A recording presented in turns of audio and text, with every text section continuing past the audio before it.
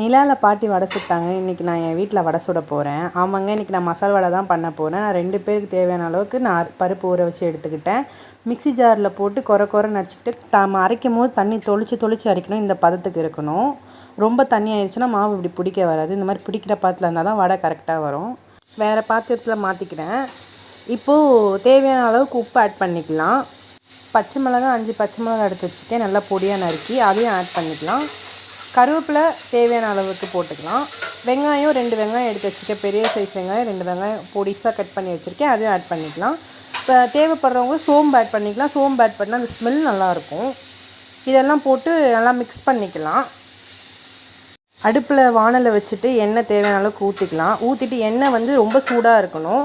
ஆனால் நம்ம எண்ணெய் சூடானோடனே நம்ம அடுப்பை சிம்மில் வச்சுட்டு வடை போட ஆரம்பிச்சிடலாம். ஏன்னா ரொம்ப சூடாக இருக்கும் போதே நம்ம வடை போட ஆரம்பித்தோன்னா பின் சைடு தீஞ்சிரும். நம்ம 2வது வடை போடுறதுக்குள்ளே தீஞ்சிரும். அதனால் மிதமான சூடு இருந்தாலே கரெக்டாக இருக்கும். இதை நம்ம போட்டு ஒரு 2 நிமிஷத்துலேயே நம்ம திருப்பி விடணும். இல்லாட்டி கீழே தீஞ்சிரும். ஏன்னா எண்ணெய் சூடு அதிகமாக இருக்கும்போது தான் நம்ம போட்டோம். அதனால் தீஞ்சிரும். அப்பப்போ நீங்கள் திருப்பி விட்டுட்டே இருக்கணும். அப்போ தான் நமக்கு கரெக்டாக வடை கிடைக்கும் தீயாமல். நமக்கு இந்த டைமில் நல்லா திருப்பி விட்டுக்கலாம். இப்போ பார்த்திங்களா, வடை நல்லா வெந்துருச்சு.